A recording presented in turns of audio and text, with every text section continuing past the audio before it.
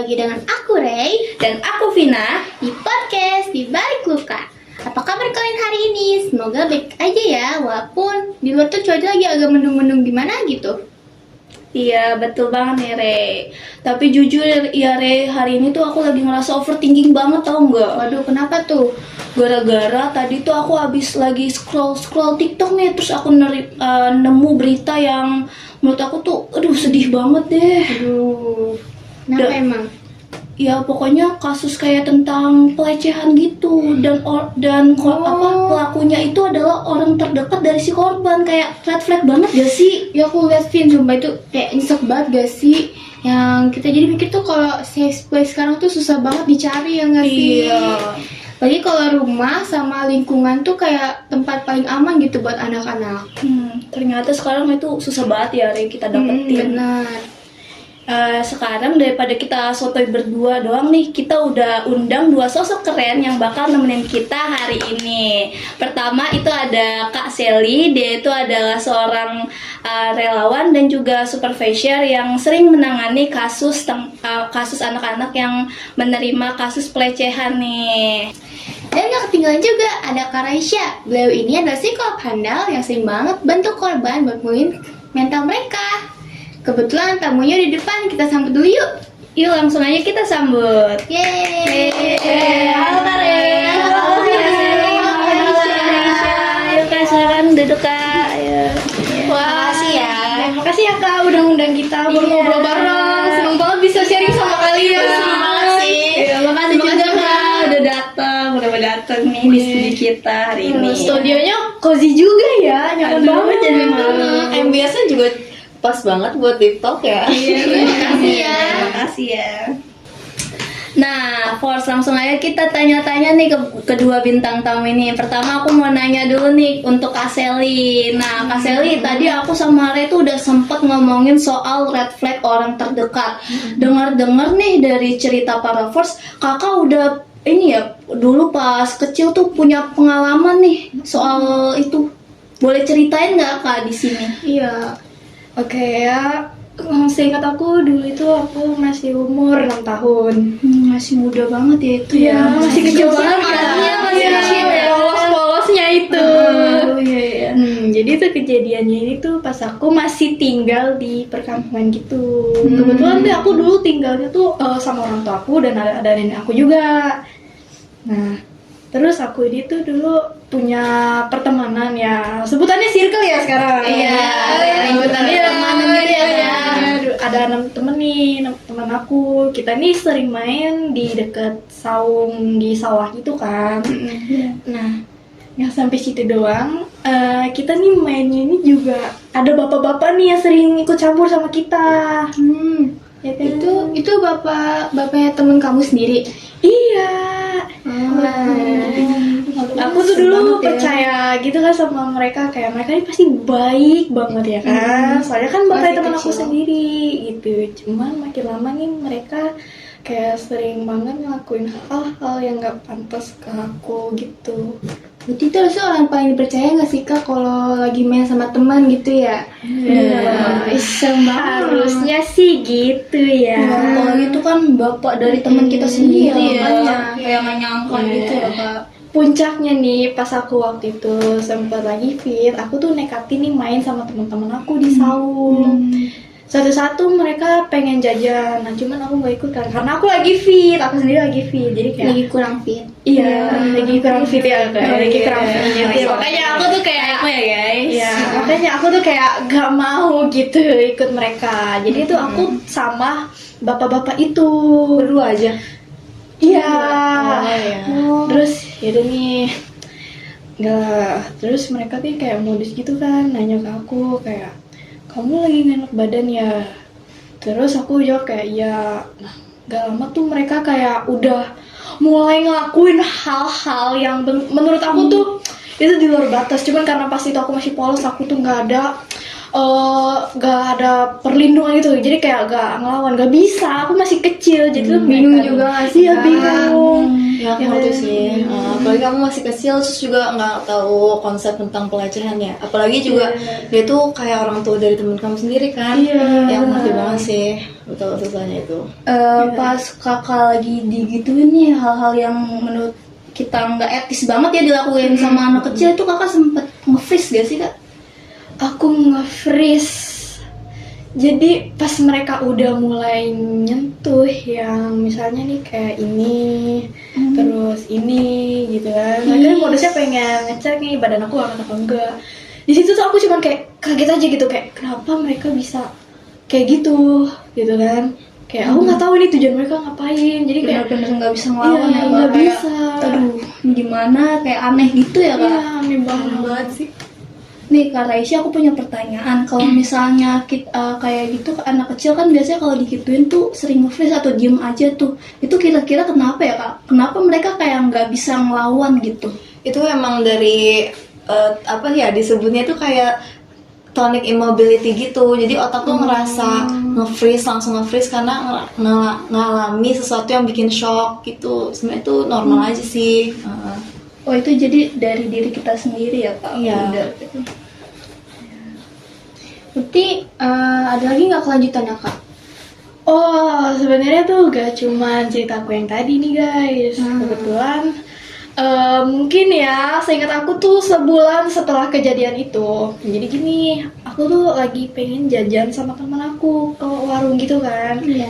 Jadi tuh pemilik warung ini tuh salah satu bapak-bapak yang sering ikut campur sama kita tuh. Ya kan? Yang kemarin itu, yang tadi berduaan itu.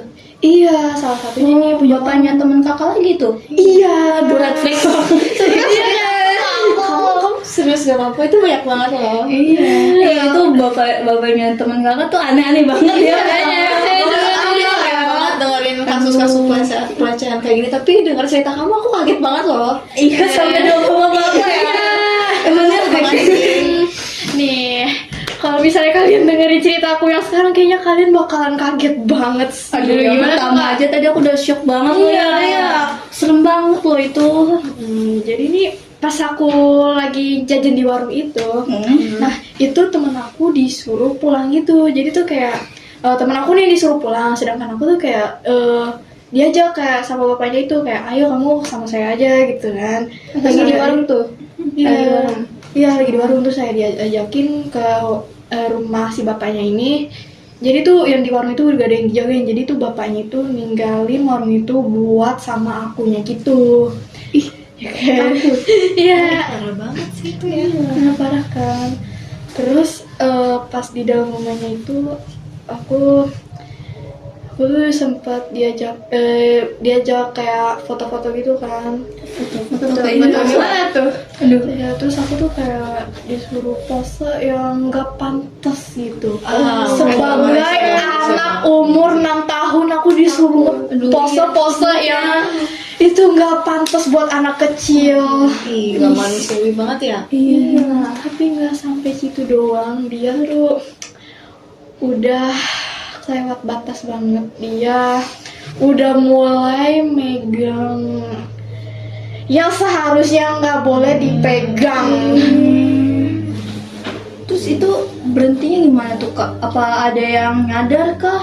Apa berkelanjutan sampai lama? Nah itu tuh berlanjut sampai 5 menit sehingga pada akhirnya tuh mamaku udah mulai khawatir gitu sama aku. Iya. Karena mamaku tuh kayak khawatir gitu kenapa aku nggak pulang. Terus akhirnya mama aku ngeliat ada sendal aku nih di depan rumah itu. Nah mama aku udah getok-getok nih, ada akunya enggak, cuman si bapak-bapaknya ini malah ngebungkam aku kayak Iya, parah banget ya. Tapi emang insting mama tuh kuat banget gak sih? Iya, kuat banget. Terus aku tuh inian langsung manggil warga setempat kayak bantu ngedobrak karena mamaku emang udah curiga gitu kan kayak gak ada respon tapi ada sendal aku gitu langsung. Akhirnya tuh warga-warga pada ngedobrak pintu rumahnya dan akhirnya aku tuh berhasil diselamatkan. Untungnya ya, aduh. Oh, sedih banget Berkat sih itu. insting ibu. Emang ya insting ibu tuh emang nggak bisa dikalahin ya. Iya, Emang itu ibu pahlawan pahlawanku. banget ya. Ya gitu deh, cuman pas setelah aku diselamatin aku tuh kayak cuma bisa diem. Itu sih mekanisme pertahanan biologi ya. Apalagi kan ada teknik grooming yang dilakuin sama pelaku kan. Terus juga pelakunya kan kayak membangun kepercayaan diri pada anak-anak atau korban yang mau dia lecehin gitu kan. Biar korbannya tuh ngerasa kalau misalnya itu hal yang normal buat dilakuin, padahal itu sama sekali nggak manusiawi banget sih. Berarti Kak Selly diem tuh bukan berarti Kak Selly lemah ya? Iya. Itu emang alami aja dari otak. Iya, emang kayak dikasih kepercayaan dulu ya sama pelaku, lama-lama langsung digituin. Itu ngeri banget sih. Serem banget sih, refleks banget. Nah, setelah kita tadi udah cerita-cerita panjang nih sama Kak Selly dan juga Kak Raisya, tentunya kita mau minta tips nih dari Kakak Selly nih. Gimana sih Kak cara kita tuh melindungi anak-anak kita nih, saudara-saudara kita atau orang terdekat kita, biar kita tuh nggak ngalamin ya amit-amit ya kayak cerita Kak Selly tadi, aku udah ngeliat tuh sedih banget ya Kak ya, sumpah. Itu gimana sih Kak menurut Kakak nih? Yang pertama kita nih sebagai orang dewasa kita tuh harus lebih peka sama anak-anak nih. Misalnya kayak tiba-tiba nih anak kalau misalnya ketemu sama orang tertentu dia tuh jadi agak takut gitu. Nah kita tuh harus peka kayak ini anak kenapa bisa takut sama orang itu. Terus juga tuh kita harus sering ngadain sosialisasi gitu terkait edukasi. Bagian privasi mana yang benar-benar nggak boleh disentuh oleh orang asing gitu kan. Misalnya kan kayak ini, terus ini yang ada di bawah kita ini, ya gitu. Misalnya nih Kak, kalau kita orang dewasa, terus kita nggak ada kejadian itu kita harus kayak gimana? Nah, kita tuh harus lapor, jangan takut kayak image kita tuh bakalan tercoreng gitu ya. Intinya tuh kita harus lapor. Sama ini tuh masa depan dan mental anak tuh jauh lebih penting daripada aib itu sendiri. Nah, bener banget sih. Betul banget ya. Ya juga tambahan dari aku buat kalian semua yang pernah ngalami kejadian yang kayak Kak Selly atau bahkan lebih parah, kata aku ya, kalian langsung aja lapor ke pihak yang profesional, atau kalau kalian masih takut, kalian bisa langsung lapor ke orang tua atau orang terdekat kalian. Karena itu bukan berarti kalian lemah, tapi itu artinya kalian udah siap untuk sembuh. Ya, itu dari aku sih guys. Iya. Duh, keren banget nih bintang-bintang tamu kita hari ini. Ayo tepuk tangan dulu dong. Aku mau bilang makasih banget buat Kak Selly yang udah berani sharing nih cerita tadi, sama makasih banget buat Kak Raisya yang Terima kasih ya Kak. Aduh, yang udah buat penjelasan dan bikin kita tuh makin paham. Ya, makasih Kak. Jujur ya, dari tadi tuh kita udah cerita panjang-panjang, aku jadi belajar satu hal deh, Rey. Apaan tuh, Vin?